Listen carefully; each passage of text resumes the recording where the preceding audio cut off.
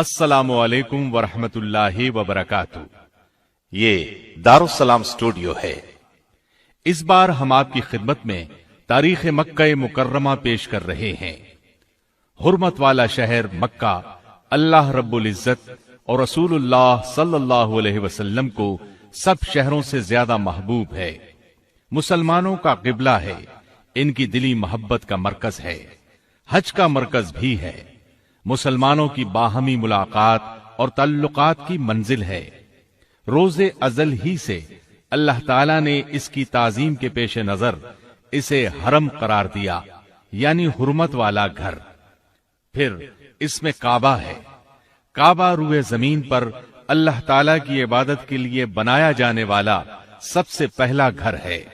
اس قدیم ترین گھر ہی کی وجہ سے اس علاقے کو حرم کا درجہ ملا۔ صرف اسی کو نہیں، اس کی ہر چیز کو امن و امان حاصل ہے، یہاں تک کہ درختوں کے پتوں اور دوسری خضرو نباتات کو بھی کاٹا نہیں جا سکتا۔ یہاں کے پرندوں اور جانوروں کو ڈرا کر بھگایا نہیں جا سکتا۔ اس جگہ کا ثواب دوسرے مقامات سے کئی گنا افضل ہے۔ یہاں کی ایک نماز 1,00,000 نمازوں کے برابر ہے۔ شہر مکہ کو یہ عظمت، حرمت اور امان سب کچھ کعبے کی برکت سے عطا ہوا ہے۔ اب ہم حجر اسود کے بارے میں بیان کرتے ہیں۔ بہت سی احادیث سے حجر اسود کی فضیلت ثابت ہوتی ہے، نیز اس بات کی بھی رغبت دلائی گئی ہے کہ دوران طواف اسے بوسہ دیا جائے یا ہاتھ لگایا جائے۔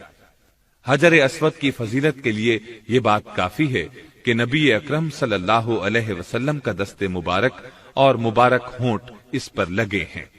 بخاری اور مسلم میں مذکور ہے کہ سیدنا عمر بن خطاب رضی اللہ عنہ نے حجر اسود کو بوسہ دیا اور فرمایا، مجھے یقین ہے کہ تو ایک پتھر ہے جو نقصان دے سکتا ہے نہ نفع، اور اگر میں نے رسول اللہ صلی اللہ علیہ وسلم کو تجھے بوسہ دیتے نہ دیکھا ہوتا تو کبھی تجھے بوسہ نہ دیتا۔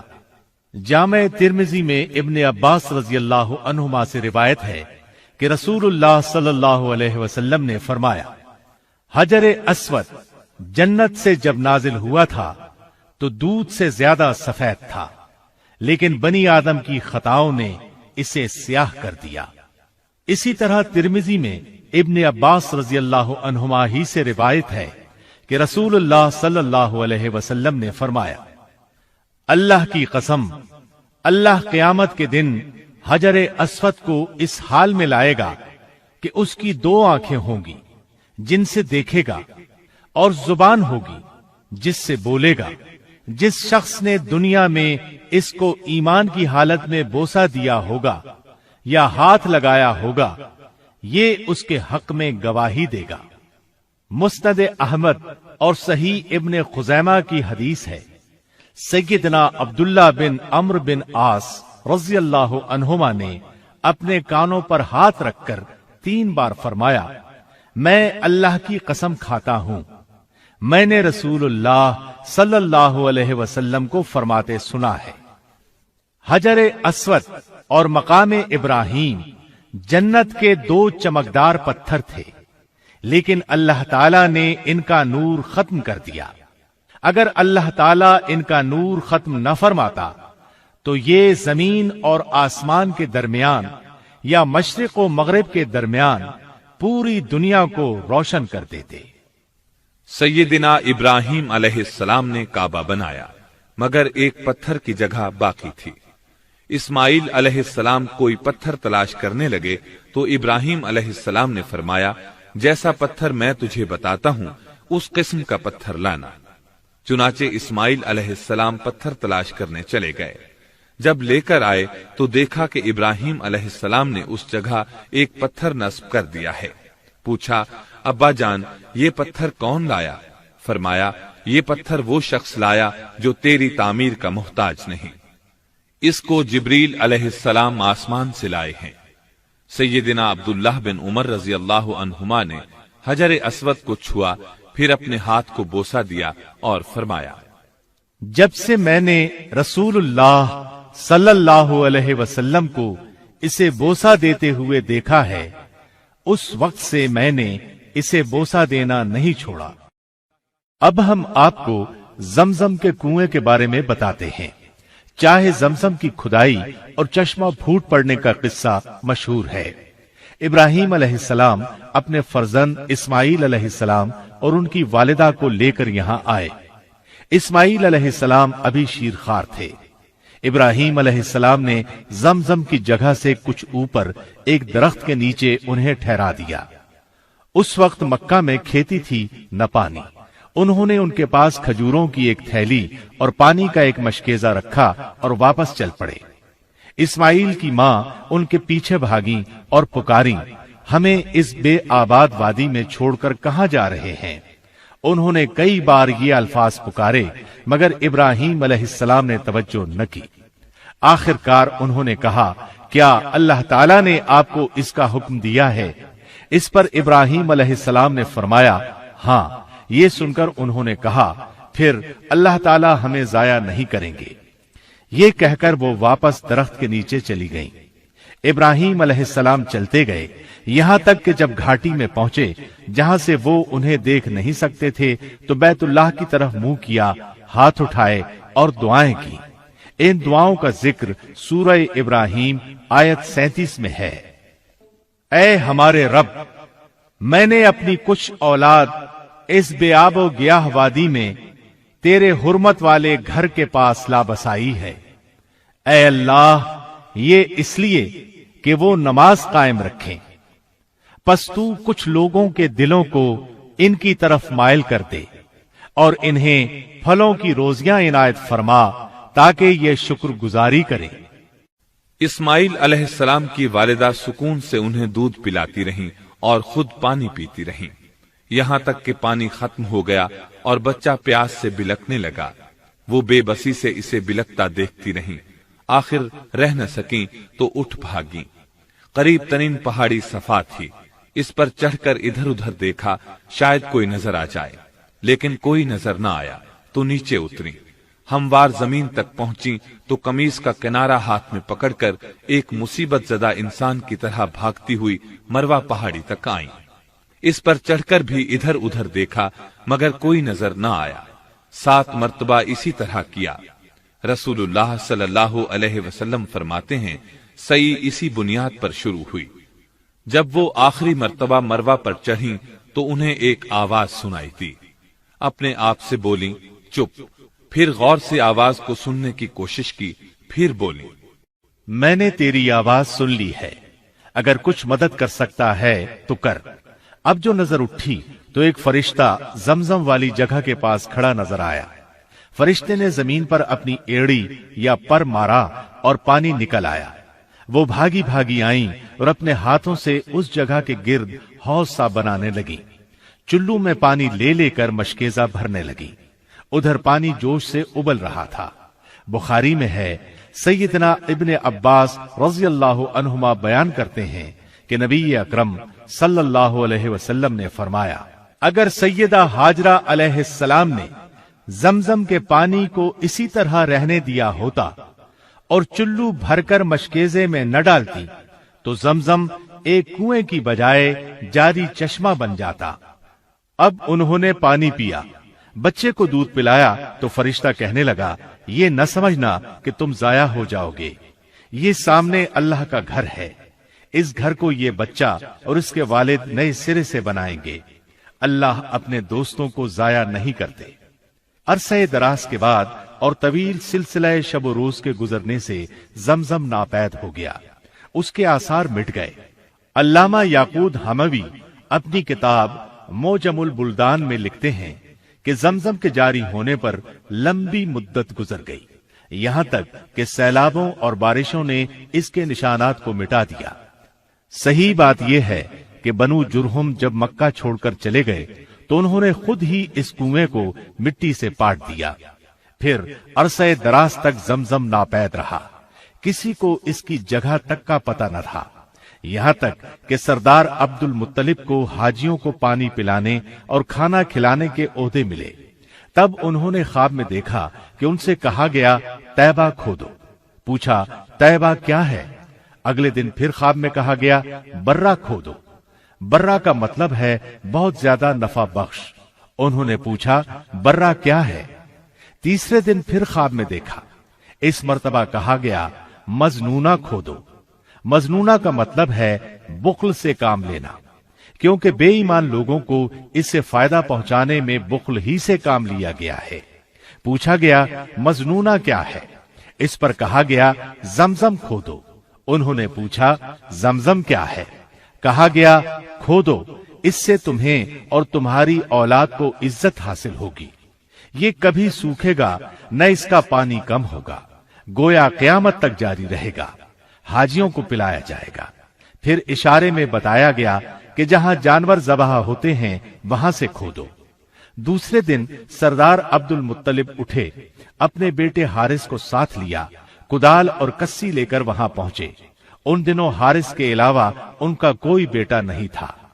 ये 3 दिन तक खोदते रहे। आखिर कुएं के आसार नजर आए। खुशी के मारे नारे तकबीर बुलंद किया और फरमाया, ये है इस्माइल का कुआं। अब कुरैश कहने लगे, हमें भी इस सादत में शरीक करो। इस पर आपने फरमाया, मैं तुम लोगों को इसमें शरीक नहीं करूंगा। ये मेरी खुसूसी फजीलत है। जिसे चाहो फैसल मान लो, उसी से फैसला करवा लेते हैं।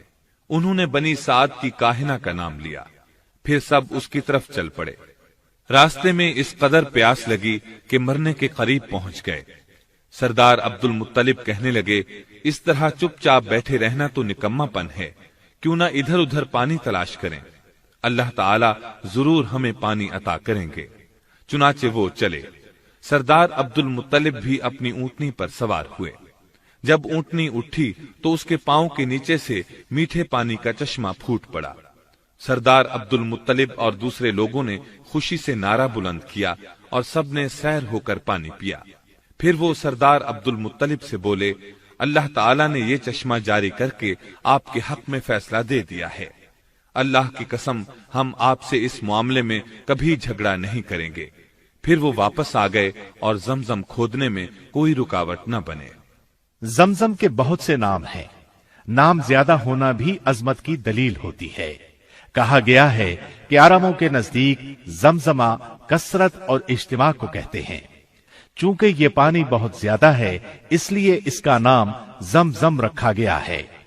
बाज मुहक्किकीन का ख्याल है कि चूंकि सैयदा हाजरा ने इस चश्मे के इर्द गिर्द एक मुंडेर सी बना दी थी ताकि पानी इधर उधर न फैले, अगर वो ऐसा न करती तो पानी जमीन पर फैल जाता और हर चीज को भर देता। तो उस मुंडेर की वजह से इसको जमजम कहा गया है। जमजम के अलावा इसके चंद नाम शब्बा, बर्रा, तैबा, बुशरा, औना, साफिया, शराबुल अबरार और मजनूना है। इनके अलावा भी कुछ नाम हैं। अब जमजम के पानी की फजीलत का बयान हो जाए।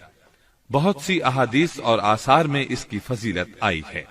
इसकी फजीलत इससे भी साबित होती है कि जिब्रील अलैहिस्सलाम ने रसूलुल्लाह सल्लल्लाहु अलैहि वसल्लम के शक़े सद्र के मौके पर, यानी जब आपका सीना मुबारक चाक किया गया और दिल मुबारक निकाला गया, तो उसको जमजम के पानी से धोया था। अगर कोई और पानी इससे अफसल होता तो आपके दिल को जरूर उससे धोया जाता। सही बुखारी में अबू जर गिफारी रजी अल्लाह अन्हु से रिवायत है कि रसूलुल्लाह सल्लल्लाहु अलैहि वसल्लम ने फरमाया, मैं मक्का मुकर्रमा में सोया हुआ था कि मेरे घर की छत फाड़ दी गई और जिब्रील अलैहिस्सलाम उतरे। उन्होंने मेरा सीना खोला, फिर इसको जमजम के पानी से धोया। फिर सोने का एक थाल लाए, वो हिकमत और ईमान से भरा हुआ था। उन्होंने इन दोनों से मेरा सीना भर दिया, फिर सीना इसी तरह बंद कर दिया। फिर मेरा हाथ पकड़कर मुझे आसमानों की तरफ ले चढ़े। इसी तरह सही मुस्लिम में है, सैयदना अनस रजी अल्लाह अन्हु फरमाते हैं, बचपन में अल्लाह के रसूल दूसरे बच्चों के साथ खेल रहे थे कि जिब्रील अलैहिस्सलाम आए, आपको पकड़ा और जमीन पर लिटा दिया। आपका दिल निकाला, उसको चीरा और उसमें से एक टुकड़ा निकाल कर फेंक दिया और फरमाया, ये आप में शैतान का हिस्सा था। फिर दिल मुबारक को जमजम के पानी से धोया और इसको बंद करके उसकी जगह पर रख दिया। बच्चे भागते हुए आपकी रिजाई वालिदा के पास गए और कहा, محمد کو قتل کر دیا گیا۔ گھر والے بھاگے، آپ کو دیکھا تو آپ کا رنگ اڑا ہوا تھا۔ انس رضی اللہ عنہ فرماتے ہیں کہ میں آپ کے سینہ مبارک میں سلائی کے نشانات دیکھا کرتا تھا۔ زمزم کے پانی کی فضیلت کے بارے میں ابن عباس رضی اللہ عنہما سے روایت ہے کہ رسول اللہ صلی اللہ علیہ وسلم نے فرمایا، روئے زمین پر سب سے افضل پانی زمزم ہے، یہ خوراک بھی ہے اور بیماری سے شفا بھی۔ اور روئے زمین پر بدترین پانی حضرموت کے ویران علاقے وادی برہوت کا پانی ہے، اس میں ٹڈی کی ٹانگ کے برابر کیڑے پائے جاتے ہیں۔ یہ پانی صبح کو تو جوش مارتا ہے مگر شام کو نمی تک نہیں ہوتی۔ مجاہد فرماتے ہیں، میں نے ابن عباس رضی اللہ عنہما کو کبھی ایسا کرتے نہیں دیکھا کہ لوگوں کو کھانا تو کھلائیں مگر زمزم نہ پلائیں۔ نیز جب بھی ان کے پاس کوئی مہمان آتا وہ اسے زمزم کا تحفہ ضرور دیتے۔ زمزم کے پانی سے وضو کرنا مستحب ہے۔ ارواء الغلیل میں جابر رضی اللہ عنہ سے روایت ہے کہ نبی کریم صلی اللہ علیہ وسلم نے آب زمزم کا ایک ڈول منگوایا، اس سے پیا اور باقی پانی سے وضو کیا۔ مسند احمد کی روایت کے الفاظ یہ ہیں، نبی کریم صلی اللہ علیہ وسلم نے طواف کے 3 چکروں میں حجر اسود تک رمل کیا اور 2 رکعتیں پڑھیں، پھر حجر اسود کی طرف لوٹ آئے، پھر زمزم کی طرف گئے اور اس سے پانی پیا، سر پر بھی ڈالا۔ صحیح احادیث سے ثابت ہے کہ آب زمزم میں شفا ہے، اور یہ بات ہر دور کے واقعات سے بھی متواتر ثابت ہے کہ اللہ تعالی نے آب زمزم کے ذریعے ایسے مریضوں کو شفا بخشی جو علم طب کی روح سے لا علاج تھے، اور ڈاکٹر حضرات ان کی زندگیوں سے مایوس ہو چکے تھے۔ ابن عباس رضی اللہ عنہما سے روایت ہے کہ رسول اللہ صلی اللہ علیہ وسلم نے فرمایا، روئے زمین پر بہترین پانی آب زمزم ہے، یہ خوراک بھی ہے اور بیماری سے شفا بھی۔ اس لیے جو شخص شفا کی نیت سے پیے گا اللہ تعالیٰ اسے اپنے فضل سے شفا عطا فرمائیں گے۔ مسند احمد میں مذکور ہے، ابو حمزہ کہتے ہیں، میں ابن عباس رضی اللہ عنہما کے پاس سائلین کی ترتیب لگایا کرتا تھا۔ چند دن نہ گیا، انہوں نے پوچھا، اتنے دن کیوں نہیں آئے؟ میں نے عرض کیا، مجھے بخار تھا۔ انہوں نے فرمایا، رسول اللہ صلی اللہ علیہ وسلم کا فرمان ہے، بخار جہنم کا جوش ہے، اس لیے اس کو زمزم کے پانی سے ٹھنڈا کر لیا کرو۔ قیس بن کرکم کہتے ہیں، میں نے ابن عباس رضی اللہ عنہما سے گزارش کی، جناب مجھے زمزم کے بارے میں کچھ بتائیں۔ انہوں نے فرمایا، نہ یہ ختم ہو سکتا ہے نہ کم، خوراک کی جگہ بھی کفایت کرتا ہے اور بیماری سے شفا بھی دیتا ہے اور ہر معلوم پانی سے بہتر ہے۔ سیدنا ابو ذر غفاری رضی اللہ عنہ نے پورا 1 ماہ صرف آب زمزم پر گزارا۔ ان کے پیٹ میں آب زمزم کے سوا کوئی چیز داخل نہیں ہوئی تھی، اس کے باوجود ان کے جگر پر بھوک سے کوئی کمزوری ظاہر نہ ہوئی۔ ابو ذر غفاری رضی اللہ عنہ نے خود بیان کیا ہے، جب میں مسلمان ہوا تو میں نے گزارش کی، اے اللہ کے رسول صلی اللہ علیہ وسلم، میں 30 دن سے یہاں رہ رہا ہوں۔ آپ نے پوچھا، کہاں کھاتا پیتا رہا؟ میں نے عرض کیا، اللہ کے رسول، آب زمزم کے سوا کوئی خوراک نہیں تھی۔ پھر بھی میں اتنا موٹا ہو گیا کہ پیٹ پر بل پڑنے لگے اور مجھے ذرہ بھر کمزوری محسوس نہیں ہوئی۔ آپ صلی اللہ علیہ وسلم نے فرمایا، یہ بابرکت پانی ہے، خوراک کی جگہ بھی کفایت کرتا ہے۔ ابن عباس رضی اللہ عنہما کا زمزم کے بارے میں فرمان ہے، ہم آب زمزم کو شباع کہتے تھے، یعنی سیر کر دینے والا۔ یہ فقر کے خلاف بہترین مددگار ہے۔ لیجئے اب ہم آپ کو ملتزم کے بارے میں بتاتے ہیں۔ حجر اسود اور کعبے کے دروازے کی درمیانی جگہ کو ملتزم کہا جاتا ہے۔ مجاہد رحمت اللہ علیہ فرماتے ہیں، حجر اسود اور دروازے کی درمیانی جگہ ملتزم ہے۔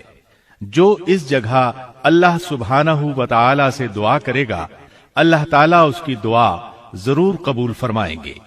ابن عباس رضی اللہ عنہما حجر اسود اور دروازے کی درمیانی جگہ کو چمٹ جاتے تھے اور فرماتے تھے کہ دروازے اور حجر اسود کے درمیان کھڑے ہو کر جو شخص بھی اللہ تعالی سے دعا کرتا ہے اس کی حاجت ضرور پوری ہوتی ہے۔ اس جگہ کو ملتزم کہا جاتا ہے۔ یہاں دیوار سے چمٹ کر دعا کرنی چاہیے۔ احادیث میں ذکر ملتا ہے کہ بہت سے صحابہ رضی اللہ عنہم اس جگہ چمٹ کر دعائیں کیا کرتے تھے۔ ابو زبیر فرماتے ہیں، میں نے عبداللہ بن عمر، عبداللہ بن عباس اور عبداللہ بن زبیر رضی اللہ عنہم کو یہاں چمٹ کر دعائیں کرتے دیکھا ہے۔ اس طرح حنظلہ فرماتے ہیں، میں نے طاؤس رحمت اللہ علیہ کو دیکھا کہ وہ حجر اسود اور دروازے کے درمیان کھڑے اللہ کی پناہ طلب کر رہے ہیں۔ عثمان بن اسود کہتے ہیں، مجاہد رحمت اللہ علیہ نے ایک شخص کو حجر اسود اور دروازے کے درمیان کھڑے دیکھا تو اس کے کندھے یا پشت پر ہاتھ مار کر فرمایا، خوب چمٹ کر دعا کرو۔ طارق بن عبد الرحمن سے منقول ہے، وہ فرماتے ہیں، میں نے سیدنا علی بن حسین رحمہ اللہ کے ساتھ طواف کیا۔ جب آپ طواف سے فارغ ہوئے تو آپ نے کپڑا پیٹ سے ہٹایا اور ننگا پیٹ حجر اسود اور دروازے کے درمیان والی جگہ کے ساتھ لگا دیا۔ اب ہم آپ کو کچھ حال فتح مکہ کا سناتے ہیں۔ جب صلح حدیبیہ طے پا گئی تو بنو خزاع رسول اللہ صلی اللہ علیہ وسلم کے حلیف بن گئے اور بنو بکر قریش کے ساتھ مل گئے۔ بنو بکر کے ایک آدمی نے بنو خزاع کے ایک شخص کو قتل کر دیا۔ اس کے نتیجے میں دونوں قبیلوں کے درمیان جنگ کی آگ بھڑک اٹھی۔ قریش نے اسلحہ کے ساتھ بنو بکر کی مدد کی، بلکہ رات کے اندھیرے میں قریش کے کچھ لوگ بنو بکر کے ساتھ مل کر لڑائی میں بھی شریک ہوئے۔ اس طرح انہوں نے صلح حدیبیہ کے معاہدے کی خلاف ورزی کی۔ بنو خزاع کا ایک آدمی رسول اللہ صلی اللہ علیہ وسلم کے پاس مدد کا مطالبہ لے کر آیا۔ آپ نے لوگوں کو تیاری کا حکم دیا اور فرمایا، ہم مکے جائیں گے۔ ساتھ ہی دعا فرمائی، اے اللہ قریش کے جاسوسوں کو قابو کر لے تاکہ ہم مکہ والوں کو اچانک جا لیں۔ اب لوگوں نے بھرپور تیاری شروع کر دی۔ رسول اللہ صلی اللہ علیہ وسلم نے مکہ مکرمہ جانے کا اعلان فرمایا تو سیدنا حاطب بن ابی بلتعہ رضی اللہ عنہ نے قریش کو ایک خط لکھا، ایک عورت کے سپرد کیا، اجرت دے کر اسے تیار کیا کہ اس خط کو قریش تک پہنچا دے۔ اس نے وہ خط اپنے سر کے بالوں کی مینڈیوں میں چھپا لیا اور مکہ کی طرف روانہ ہو گئی۔ اللہ کے رسول صلی اللہ علیہ وسلم کو بذریعہ وحی اطلاع ہو گئی۔ آپ نے سیدنا علی بن ابی طالب اور سیدنا زبیر بن عوام رضی اللہ عنہما کو اس کے پیچھے روانہ کیا اور حکم فرمایا، جاؤ اس عورت کو پکڑ لاؤ، اس کے پاس ایک خط ہے۔ اس خط میں ہماری تیاریوں کے متعلق قریش کو خبردار کیا گیا ہے۔ دونوں سرپٹ گھوڑے دوڑاتے ہوئے گئے اور آخر اسے روضہ خاک کے مقام پر جا لیا۔ اسے سواری سے اتار کر سامان کی تلاشی لی، لیکن وہ خط نہ ملا۔ سیدنا علی رضی اللہ عنہ نے کہا، اللہ کی قسم، رسول اللہ صلی اللہ علیہ وسلم کی اطلاع غلط نہیں ہو سکتی اور نہ ہم جھوٹ بول رہے ہیں، اس لیے تو خط نکال دے ورنہ ہم تیرے کپڑے اتار کر تلاشی لیں گے۔ جب اس نے محسوس کر لیا کہ اب خط نکال کر دینے کے سوا کوئی چارہ نہیں تو بولی، اچھا آپ منہ دوسری طرف کر لیں۔ سیدنا علی رضی اللہ عنہ نے چہرہ دوسری طرف کر لیا۔ اس نے خط نکال کر انہیں دے دیا۔ وہ خط لے کر اللہ کے رسول صلی اللہ علیہ وسلم کے پاس آئے۔ آپ نے حاطب رضی اللہ عنہ کو بلا کر فرمایا، حاطب ایسا کیوں کیا؟ وہ بولے، اللہ کے رسول صلی اللہ علیہ وسلم، یقین کیجئے میں اللہ اور اس کے رسول پر پختہ ایمان رکھتا ہوں۔ اللہ کی قسم، نہ میں نے عقیدہ بدلا نہ دین۔ بات یہ ہے کہ میں قریش کے کسی قبیلے سے نہیں ہوں، لیکن میرے بیوی بچے وہاں رہ رہے ہیں۔ میں نے صرف ان کے بچاؤ کے لیے مشرکین پر یہ احسان کیا تھا۔ اس پر سیدنا عمر بن خطاب رضی اللہ عنہ فرمانے لگے، اے اللہ کے رسول صلی اللہ علیہ وسلم، مجھے اجازت دیجیے میں اس منافق کی گردن اڑا دوں۔ ان کی بات سن کر اللہ کے رسول صلی اللہ علیہ وسلم نے فرمایا، عمر تجھے کیا علم، امید ہے اللہ تعالیٰ نے بدریوں سے کہہ دیا ہے جو جی میں آئے کرو، میں تمہیں معاف کر چکا ہوں۔ رسول اللہ صلی اللہ علیہ وسلم 10 رمضان المبارک کو مدینہ منورہ سے روانہ ہوئے۔ قریش کو رسول اللہ صلی اللہ علیہ وسلم کی روانگی کا کچھ علم نہیں تھا، کیونکہ آپ قریش سے خبروں کی ناکہ بندی کر چکے تھے۔ اتفاق سے ایک رات ابو سفیان، حکیم بن حزام اور بدیل بن ورقا کسی خبر کی تلاش میں مکہ سے باہر آئے۔ ادھر نبی کریم صلی اللہ علیہ وسلم کے چچا عباس رضی اللہ عنہ رسول اللہ صلی اللہ علیہ وسلم کے سفید خچر پر سوار پھر رہے تھے۔ ان کا یہ گشت اس لیے تھا کہ کوئی شخص ملے تو اسے مکے والوں کے پاس بھیج دے، وہ انہیں بتائے اللہ کے رسول صلی اللہ علیہ وسلم تشریف لا چکے ہیں، لہذا آ کر امان حاصل کر لیں۔ اتفاقاً انہیں ابو سفیان مل گئے۔ انہوں نے انہیں قائل کیا کہ وہ ان کے ساتھ رسول اللہ صلی اللہ علیہ وسلم کی خدمت میں چلیں اور مکہ والوں کے لیے امان حاصل کر لیں۔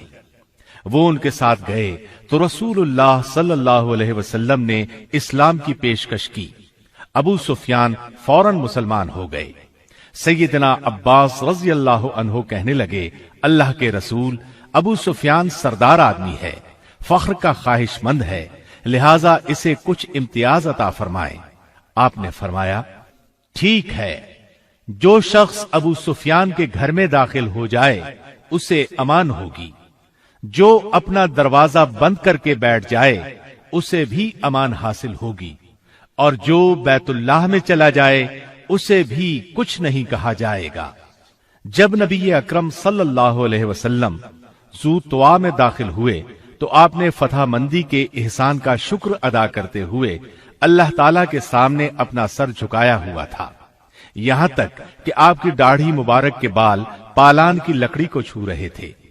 لشکر اسلام کا ہر دستہ رسول اللہ صلی اللہ علیہ وسلم کی ہدایات کے مطابق پیش قدمی کر رہا تھا، کوئی مزاحمت نہیں ہو رہی تھی۔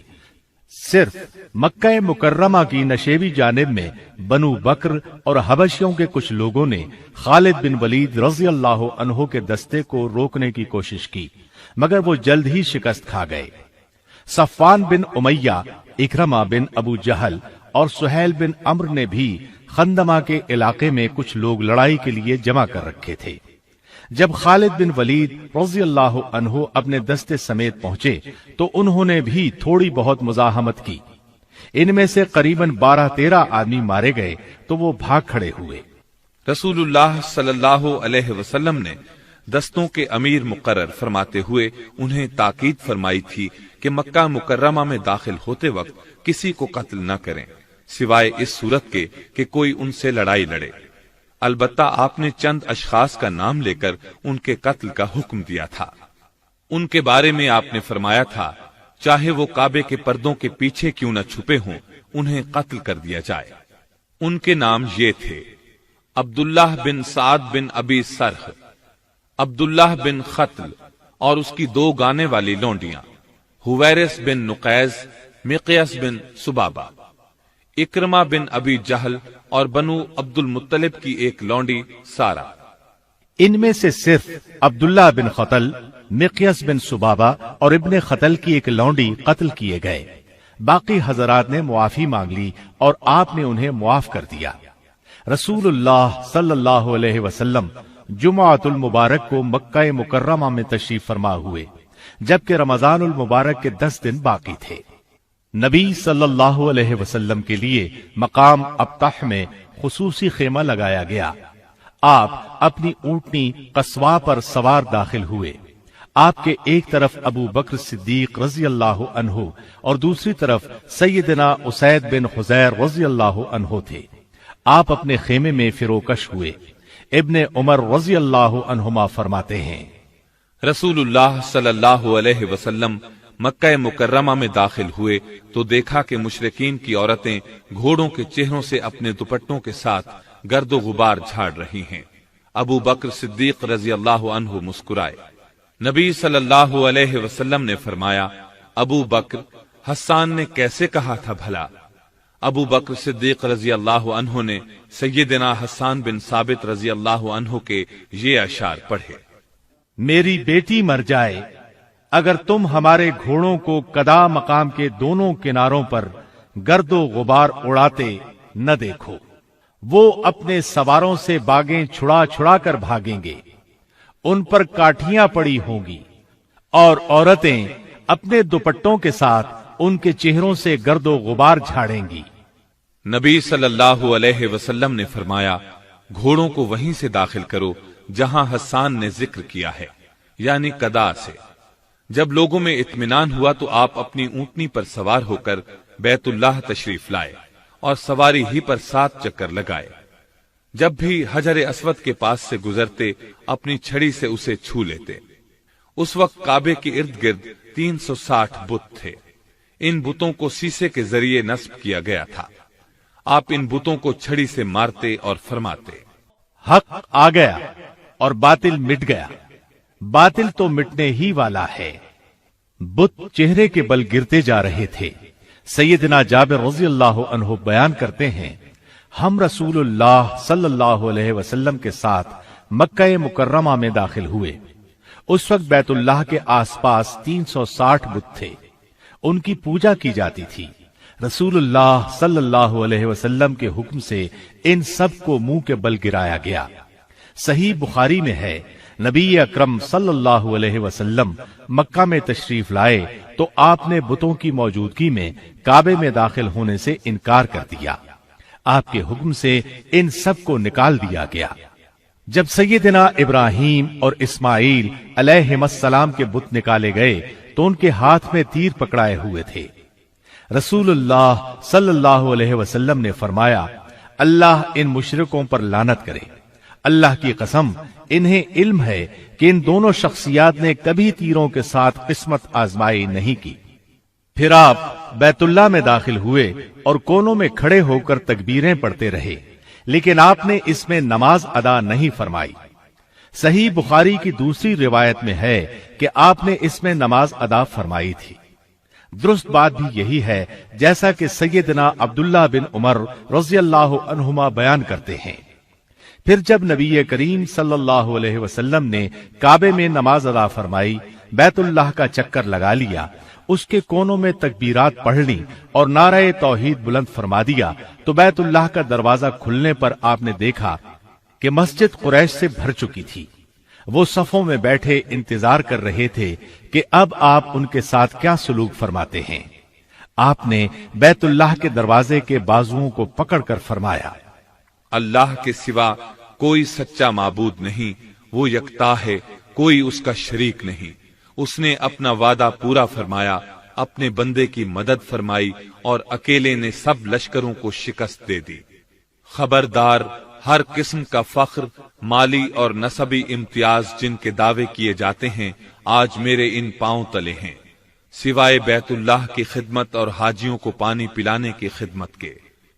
خبردار، اگر کسی کو کوڑے یا لاٹھی کے ساتھ غلطی سے مار دیا جائے تو قاتل پر سخت دیت لاگو ہوگی، یعنی 100 اونٹ، جن میں 40 اونٹنیاں حاملہ بھی ہوں گی۔ اے قریش، اللہ تعالیٰ نے تمہارا جاہلی تکبر اور آبائی فخر ختم کر دیا۔ سب لوگ آدم علیہ السلام کی اولاد ہیں اور سیدنا آدم علیہ السلام مٹی سے بنے تھے۔ پھر آپ نے سورۃ الحجرات کی آیت 13 تلاوت فرمائی، اے لوگو، ہم نے تمہیں ایک مرد اور ایک عورت سے پیدا کیا، پھر ہم نے تمہیں قبیلوں اور قوموں میں بانٹ دیا تاکہ تم ایک دوسرے کو پہچان سکو۔ تم میں سب سے زیادہ معزز وہ ہے جو اللہ تعالی سے زیادہ ڈرتا ہے، بلا شبہ اللہ تعالی دانا اور باخبر ہے۔ اس کے بعد آپ نے فرمایا، اے قریش، کیا تمہیں معلوم ہے میں تم سے کیا سلوک کروں گا؟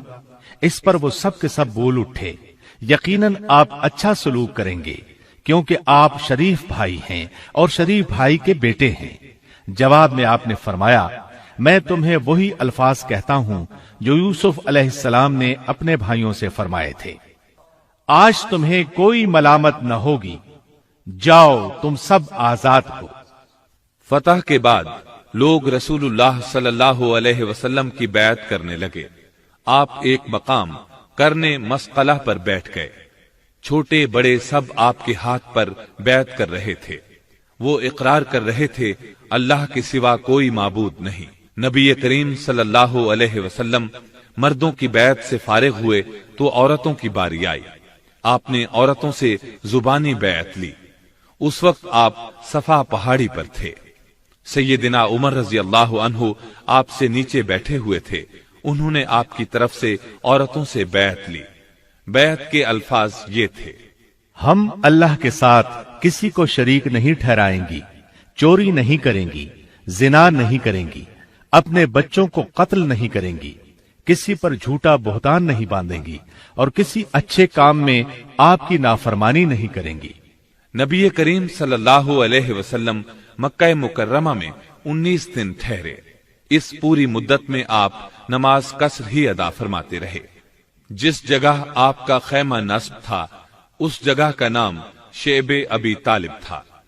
ان دنوں میں آپ نے بہت سے امور سر انجام دیے، مثلا کعبے کو بتوں سے پاک کیا، بیت اللہ کے اندر نماز ادا کی، بیت اللہ کے اندر بنی تصاویر مٹوائیں، بنو شیبہ کا کعبے کے خدام کے طور پر تقرر فرمایا، بنو عبد المطلب کو سقایا یعنی حجاج کو پانی پلانے کی خدمت سونپی۔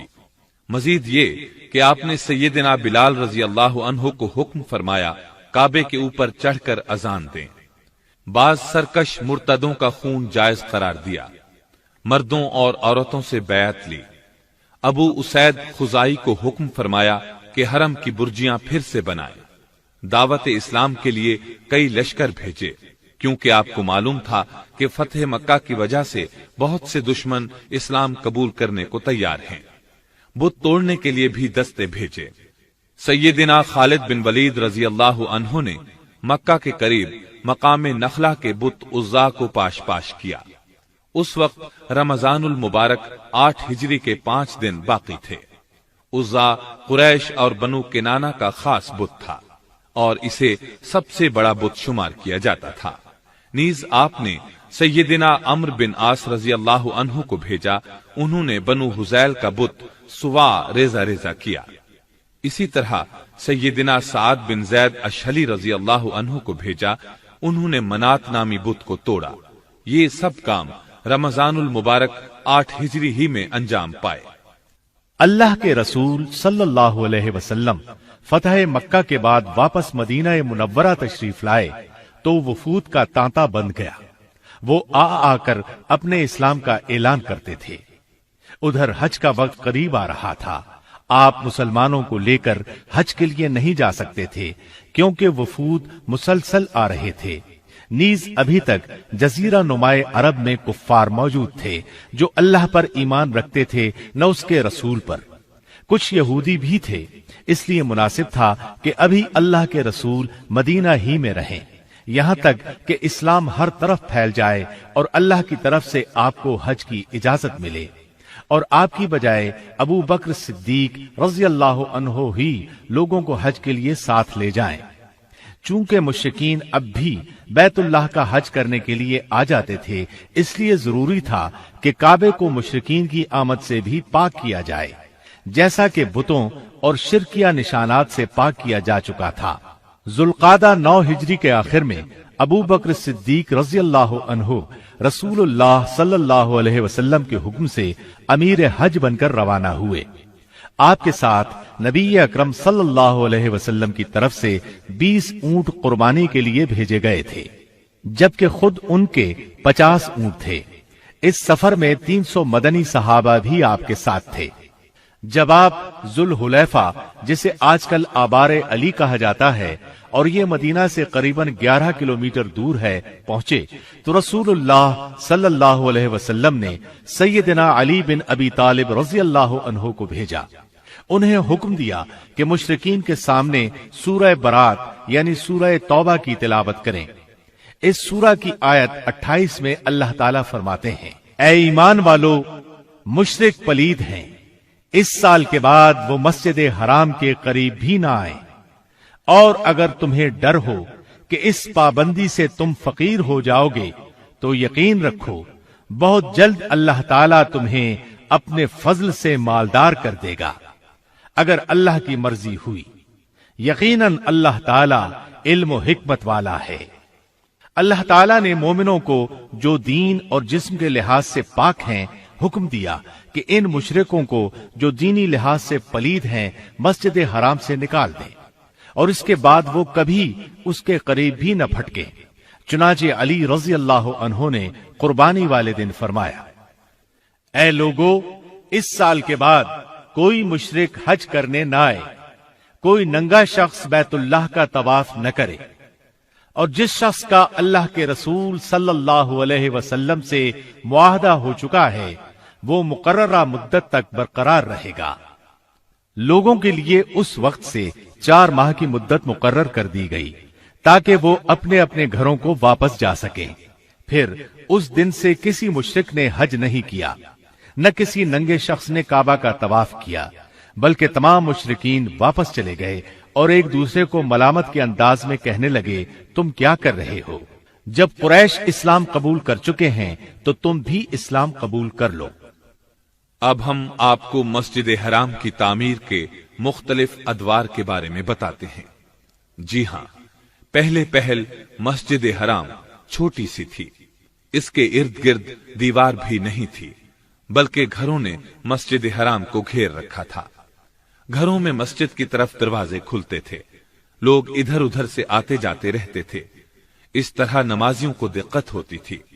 سیدنا عمر بن خطاب رضی اللہ عنہ نے بہت سے گھر خرید کر گرا دیے.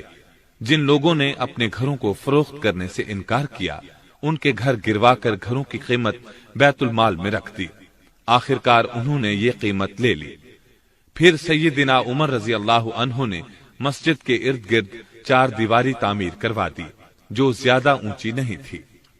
سیدنا عمر رضی اللہ عنہ نے لوگوں سے فرمایا: کعبہ پہلے سے بنا ہوا تھا، تم بعد میں رہنے لگے ہو، لہذا خالی جگہ کعبے کا صحن ہے نہ کہ تمہارا. یہ 17 ہجری کی بات ہے جب سیدنا عمر رضی اللہ عنہ عمرہ کرنے کے لیے تشریف لائے تھے اور مکہ مکرمہ میں 20 دن ٹھہرے تھے. سیدنا عثمان رضی اللہ عنہ کے دور میں لوگ زیادہ ہو گئے تو انہوں نے مسجد کی مزید توسیع فرمائی. کچھ لوگوں سے گھر خرید لیے، جنہوں نے بیچنے سے انکار کیا ان کے گھر زبردستی گرا دیے. لوگوں نے شور و غل مچایا تو آپ نے انہیں بلا کر فرمایا: میری نرمی اور تحمل نے تمہیں جرأت دلا دی ہے، ورنہ سیدنا عمر رضی اللہ عنہ نے بھی یہی کچھ کیا تھا. اس وقت تو کوئی نہیں بولا تھا. میں نے تو انہی کا طریقہ اختیار کیا ہے جس پر تم چیخنے چلانے لگے ہو. پھر آپ نے انہیں قید کرنے کا حکم دیا، مگر پھر عبداللہ بن خالد بن اسید کی سفارش پر انہیں چھوڑ دیا. سیدنا عثمان رضی اللہ عنہ نے یہ توسیع 26 ہجری میں فرمائی. پھر سیدنا عبداللہ بن زبیر رضی اللہ عنہ نے مسجد کے مشرقی سمت سے توسیع کی، اور یہ بالائی حصہ تھا جو مسجد کی شامی اور یمنی جانب واقع تھا.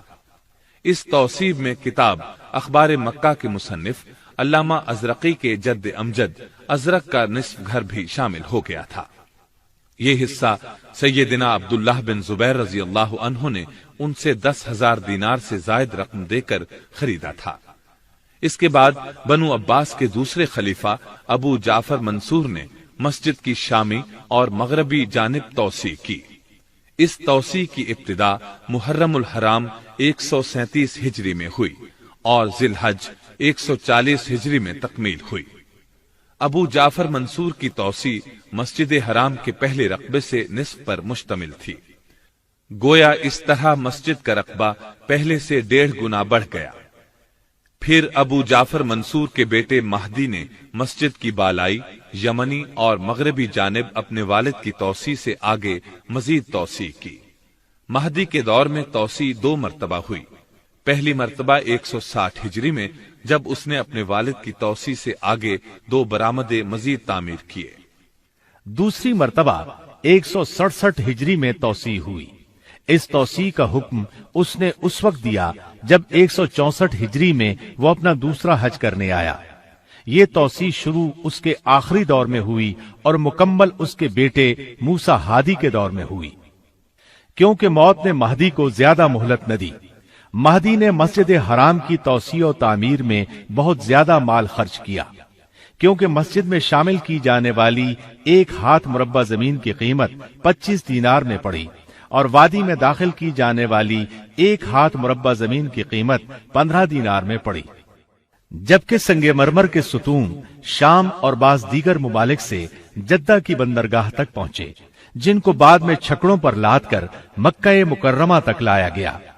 इसकी तौसीह को उन उमूर में शुमार किया जाता है जिन पर बे इंतहा अखराजात हुए। इसके बाद दारुन नदवा में तौसीह हुई। इसके मुंतजिम ने खलीफा मोतजिद अब्बासी के वजीर उबैदुल्लाह बिन सुलेमान बिन वहब को रगबत दिलाई कि बाकी मांदा दारुन नदवा को मस्जिद में शामिल किया जाए। इससे नेक नामी होगी, क्योंकि महदी के बाद किसी खलीफा ने मस्जिद हराम में कोई काम नहीं कराया। मुंतजिम ने मक्का मुकर्रमा के काजी मोहम्मद बिन अहमद मकदमी और मक्का मुकर्रमा के अमीर अज बिन हाज से भी दरखास्त की कि वो दारुन नदवा के बारे में ऐसी ही तजवीज खलीफा के सामने पेश करें। ये शख्स मोतजिद बिल्लाह का आजाद करदा गुलाम था। उसने भी तजवीज लिख भेजी। जब ये तीनों दरखास्तें मोतजिद के पास पहुंची तो उसने हुक्म दिया दारुन नदवा को मस्जिद की शक्ल देकर बड़ी मस्जिद से मिला दिया जाए। इस मकसद के लिए उसने बड़ी रकम मुख्तस की। दारुन नदवा की पुरानी इमारत गिराकर सारा मलबा निकाल दिया गया। फिर असल बुनियाद पर मस्जिद बना दी गई। इसमें सुतून, मेहराब और बरामदे बनाए गए। उनकी छत लकड़ी की डाली गई। इस पर सोने की पालिश और कशीदाकारी की गई। फिर बड़ी मस्जिद की दीवार में 12 दरवाजे बनाए गए। इनके अलावा इस इमारत में 3 दरवाजे और रखे गए जो इर्द गिर्द की सड़कों पर खुलते थे। मीनार भी तामीर किया गया। छत पर किंगरों वाला जंगला बनाया गया। इस सारे काम में 3 साल का अरसा लगा और ये तमाम काम करीबन 284 हिजरी में मुकम्मल हुआ। अब्बासी खलीफा मुक्तदिर बिल्लाह के दौर में 306 हिजरी में बाबे इब्राहिम का इजाफा हुआ। ये दरवाजा मस्जिद की मगरबी जानिब था। ये दरअसल एक खुला सहन था जो बाबुल खयातीन और बाबे बनी जुमह के दरमियान वाक़े था। इसको मस्जिद हराम में शामिल कर दिया गया और दोनों दरवाजों की जगह एक बड़ा दरवाजा बना दिया गया जिसको बाबे इब्राहिम कहा जाने लगा। अब्बासी खुलफा ने इसके बाद मस्जिद हराम की तामीर और तौसीह का तो कोई काम नहीं किया, अलबत्ता मरम्मत और इस्लाह का काम सुल्तान सलीम के दौर 979 हिजरी तक जारी रहा। मिस्र के बादशाह बरकूक के दौर 802 हिजरी में मस्जिद हराम में आग लग गई। सुल्तान बरकूक ने इमारत दोबारा तामीर कराई। इस पर पहले की तरह सागवान की लकड़ी की छत डलवाई। फिर कई बार इसकी मरम्मत भी कराई गई, लेकिन आहिस्ता आहिस्ता इसमें कमजोरी आती गई और इसमें टूट फूट का अमल होता रहा। सुल्तान सलीम के सामने जब ये सूरत हाल पेश की गई तो उसने इसको गिराकर नई इमारत बनाने का हुक्म दिया और कहा कि छत लकड़ी की न डाली जाए बल्कि इसको गुंबदों की शक्ल में बनाया जाए। ये काम 979 हिजरी में शुरू हुआ, लेकिन सुल्तान सलीम तामीर मुकम्मल होने से पहले ही फौत हो गए। फिर उनके बेटे सुल्तान मुराद सोम ने इस काम को मुकम्मल किया। तामीर नौ का ये काम 984 हिजरी में मुकम्मल हुआ। अब्बासी खलीफा मुक्तदिर बिल्लाह के दौर में मस्जिद हराम में जो तौसीह हुई तो उसके बाद 1069 बरस तक मस्जिद हराम का रकबा उतना ही रहा। अलबत्ता इर्द गिर्द इमारत बनती रही, बल्कि आहिस्ता आहिस्ता मस्जिद की तरफ सरकती रही। सई वाली जगह का भी यही हाल रहा कि उसके और मस्जिद हराम के दरमियान कई कई मंजिला इमारत थी। सई वाली जगह की सूरत एक तंग गली की सी होकर रह गई। उसके इर्द गिर्द दुकानें थी। अब मस्जिद हराम अपने महदूद रकबे की वजह से जायरीन के लिए तंग हो रही थी।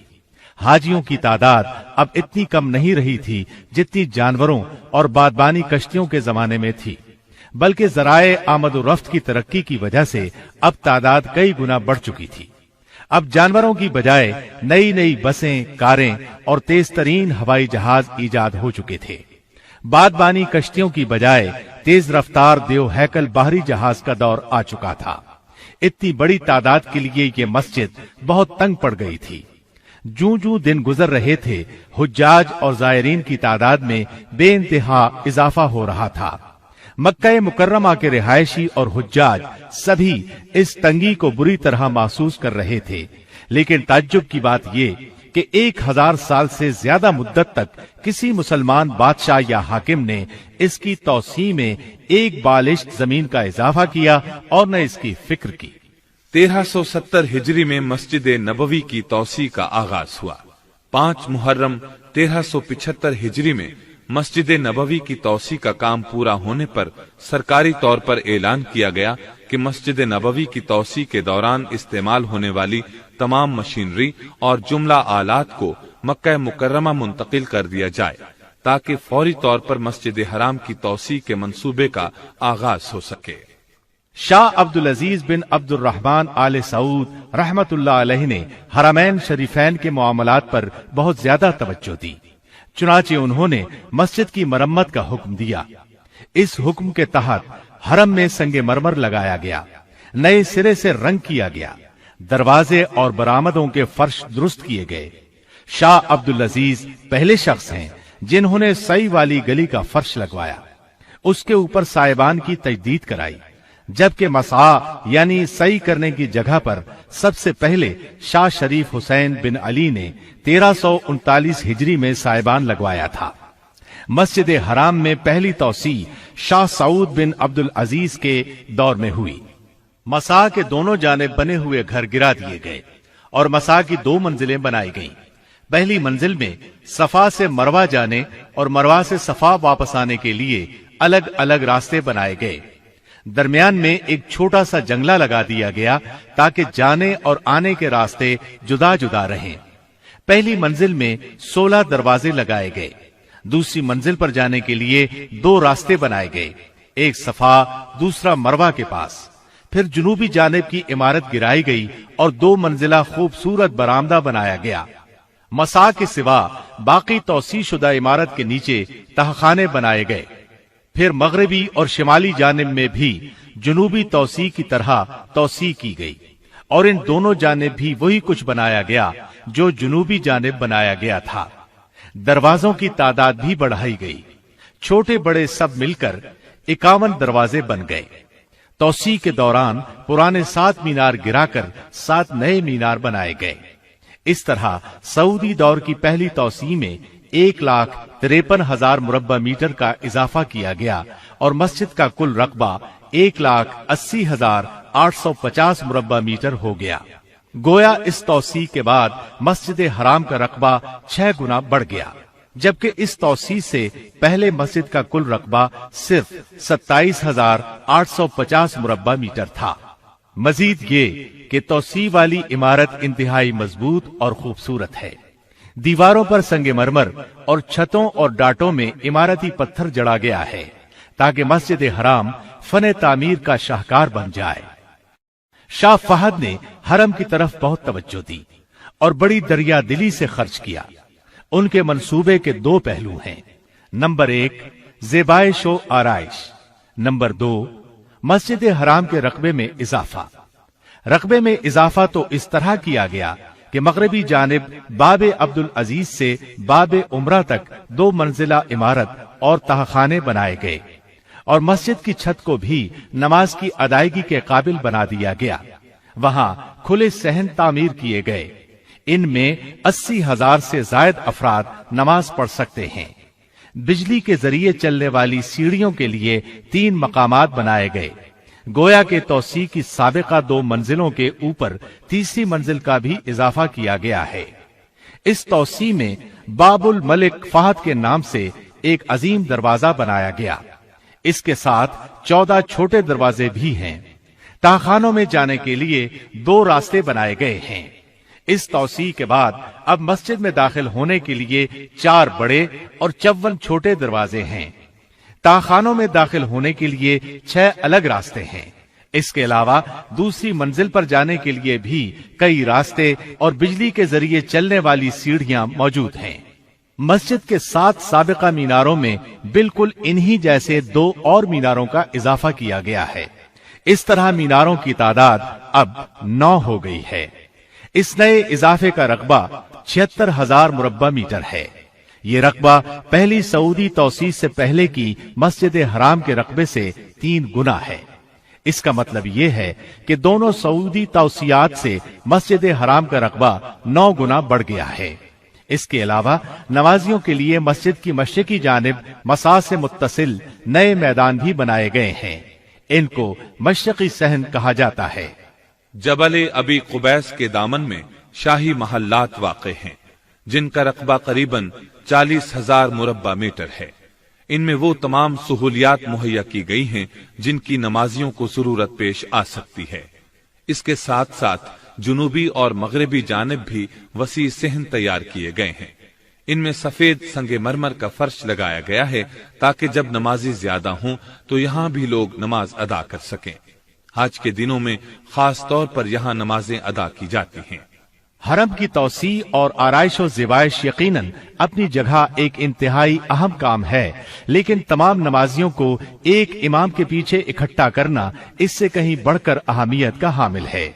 واقعہ یہ ہے کہ ایک امام کے پیچھے اکٹھے نماز ادا کرنے سے پہلے حرم میں مختلف مکتبہ ہائے فکر کے ائمہ کی الگ الگ جائے نماز ہوتی تھی۔ امام مالک رحمت اللہ علیہ کے پیروکار ایک جگہ نماز ادا کرتے تھے تو امام شافعی رحمت اللہ علیہ کے پیروکار دوسری جگہ۔ اسی طرح امام احمد بن حنبل رحمت اللہ علیہ کے معتقدین کا مصلی جدا مقام پر تھا، اور امام ابو حنیفہ رحمت اللہ علیہ کے پیروکار الگ جگہ پر نماز ادا کیا کرتے تھے۔ ان میں سے ہر مقام پر الگ امام نماز پڑھایا کرتا تھا۔ اذان تو ایک ہی ہوتی تھی، جبکہ نماز الگ الگ 4 مقامات پر مختلف اوقات میں ادا کی جاتی تھی۔ سب سے پہلے امام احمد بن حنبل رحمت اللہ علیہ کے پیروکار نماز ادا کرتے، ان کے بعد امام شافعی رحمت اللہ علیہ کے ماننے والے، پھر امام مالک رحمت اللہ علیہ کے پیروکار، اسی طرح سب سے آخر میں امام ابو حنیفہ رحمت اللہ علیہ کے طریق پر چلنے والے اپنی نماز ادا کیا کرتے تھے۔ ہر مصلی کا الگ امام مقرر کرنے کی بدعت عثمانیوں نے شروع کی تھی، جو شاہ عبدالعزیز بن عبد الرحمن آل سعود کی آمد تک جاری رہی۔ شاہ عبدالعزیز نے یہ تمام طریقے ختم کر دیے جو مسلمانوں کی زندگی کو عیبدار بنا رہے تھے، اور تمام امور کو رسول اللہ صلی اللہ علیہ وسلم اور سلف صالحین کے عہد کی طرف لوٹاتے ہوئے مسلمانوں کو ایک امام کی اقتداء میں نماز ادا کرنے کا حکم جاری کر دیا۔ لیجئے اب ہم آپ کو مکہ مکرمہ کے تاریخی مقامات کی سیر کراتے ہیں۔ جبل حرا کا نام تو آپ نے سنا ہے۔ یہی وہ پہاڑ ہے جس میں ایک غار ہے جو لوگوں میں غار حرا کے نام سے مشہور ہے۔ اس غار میں وحی کے نزول کا آغاز ہوا۔ رسول اللہ صلی اللہ علیہ وسلم اس غار میں نزول وحی سے پہلے بھی عبادت کیا کرتے تھے۔ مسلم کی حدیث ہے، ابو ہریرہ رضی اللہ عنہ بیان کرتے ہیں کہ نبی کریم صلی اللہ علیہ وسلم سیدنا ابو بکر صدیق، سیدنا عمر، سیدنا عثمان، سیدنا علی، سیدنا طلحہ اور سیدنا زبیر رضی اللہ عنہم حرا پہاڑ کی ایک چٹان پر بیٹھے تھے کہ چٹان ہلنے لگی۔ رسول اللہ صلی اللہ علیہ وسلم نے فرمایا، رک جا، اس وقت تجھ پر ایک نبی، ایک صدیق اور شہید ہی بیٹھے ہیں۔ جبل سور، یہ پہاڑ مکہ مکرمہ کی نشیبی جانب جنوب میں واقع ہے۔ ہجرت کے موقع پر نبی کریم صلی اللہ علیہ وسلم اور ابو بکر صدیق رضی اللہ عنہ اس پہاڑ کے مشہور غار میں چھپے تھے۔ یہ وہی غار ہے جس کا ذکر اللہ نے اپنی کتاب قرآن مجید میں کیا ہے۔ 2 میں سے دوسرے جبکہ وہ غار میں تھے۔ مسجد خیف مینا میں واقع ہے۔ یہ ان مساجد میں سے ہے جن کی فضیلت بعض احادیث اور آثار صحابہ سے ثابت ہے۔ ابن عباس رضی اللہ عنہما کی ایک مرفوع حدیث میں ہے، مسجد خیف میں 70 انبیاء علیہم السلام نے نماز پڑھی ہے۔ حجۃ الوداع کے موقع پر نبی کریم صلی اللہ علیہ وسلم نے بھی اس میں نمازیں ادا کی۔ صحابہ کرام رضی اللہ عنہم اس مسجد کی فضیلت کے قائل تھے اور اس کا ذکر خیر کرتے رہتے تھے۔ نیز مناسک حج کی ادائیگی کے موقع پر اس میں نماز پڑھنے کی طرف رغبت دلاتے تھے۔ مینا، یہ وہ مقام ہے جہاں عرفہ کے دن سورج طلوع ہونے تک اور قربانی کے دن اور بعد والے ایام تشریق میں حاجیوں کو جانے اور ٹھہرنے کا حکم ہے۔ یہاں رات ٹھہرنے کا حکم بھی ہے، اور یہیں حاجی لوگ جمرات کو کنکریاں مارتے ہیں۔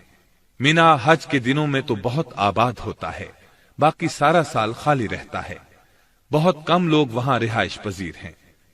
مینا کی حد وادی محصر کے کنارے سے لے کر اس گھاٹی تک ہے جس کے پاس مکہ کی طرف والا آخری جمرہ ہے۔ اس کو جمرہ عقبہ کہا جاتا ہے۔ اسی کے پاس انصار نے رسول اللہ صلی اللہ علیہ وسلم کی بیعت کی تھی۔ مینا کی ایک فضیلت یہ ہے کہ مسجد خیف یہیں واقع ہے۔ نیز اللہ تعالی نے اسی وادی میں سیدنا ابراہیم علیہ السلام کو ان کے بیٹے کے فدیے کے طور پر مینڈھا عطا فرمایا تھا۔ عرفہ کو عرفات بھی کہا جاتا ہے۔ یہاں ٹھہرنا حاجیوں کے لیے فرض ہے۔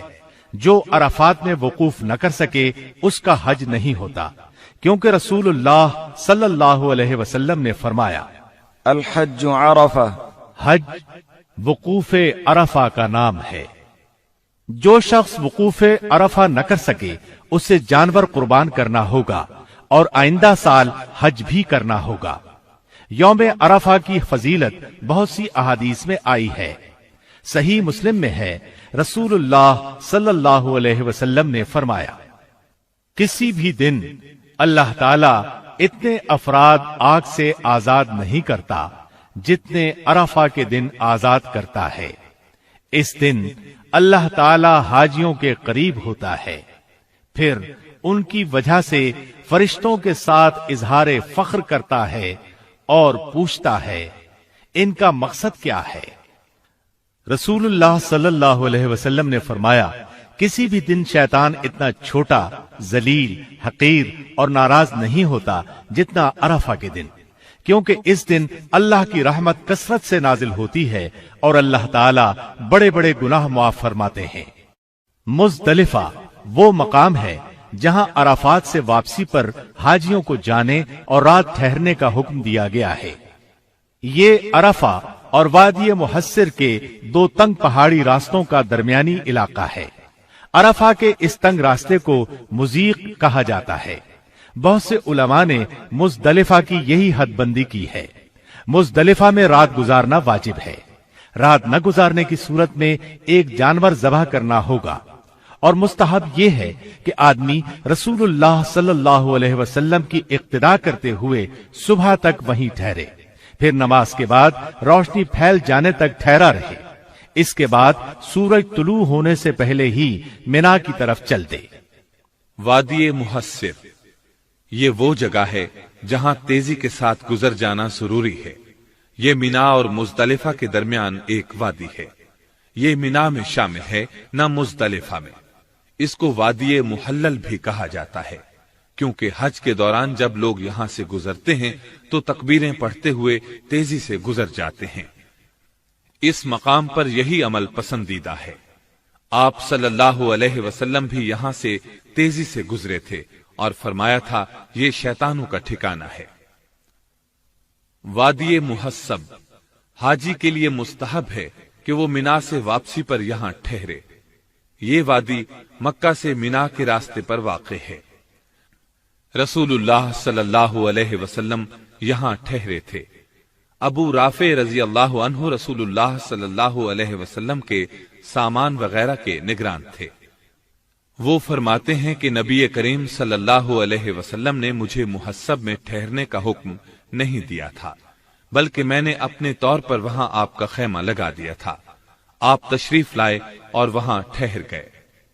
سیدہ عائشہ رضی اللہ عنہا فرماتی ہیں کہ نبی کریم صلی اللہ علیہ وسلم یہاں اس لیے ٹھہرے تھے کہ مدینہ واپسی کے لیے یہاں ٹھہرنا زیادہ مفید تھا۔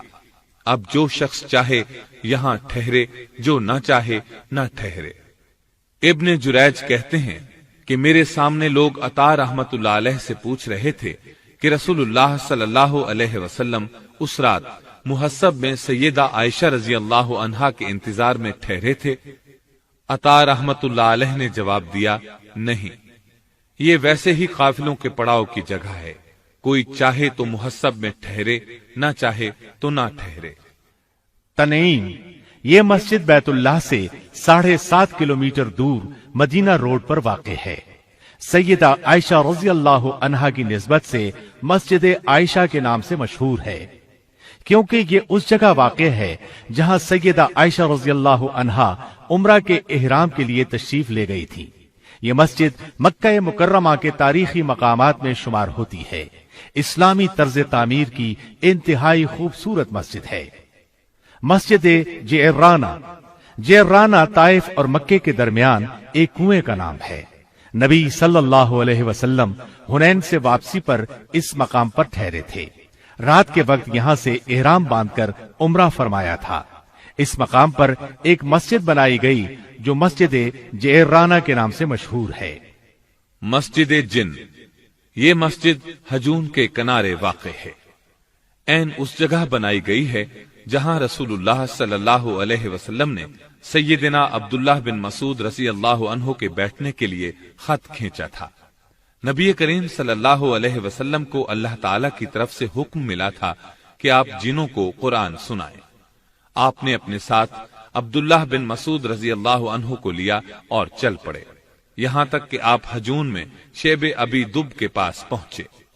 یہاں آپ نے عبداللہ بن مسعود رضی اللہ عنہ کے لیے ایک خط کھینچا تھا کہ وہ اس جگہ سے آگے نہ آئے۔ پھر آپ جنوں کو قرآن سنانے کے لیے آگے چلے گئے۔ ادھر جن ان کی طرف آنے کی کوشش کرتے تھے، لیکن وہ اس خط کو عبور نہ کر پاتے تھے۔ پھر رسول اللہ صلی اللہ علیہ وسلم کی طرف چلے جاتے تھے۔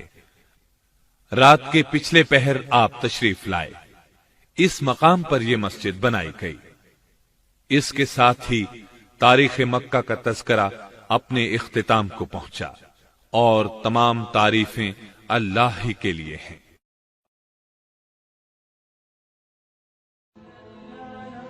Thanks for watching. Don't forget to like, comment, share and subscribe to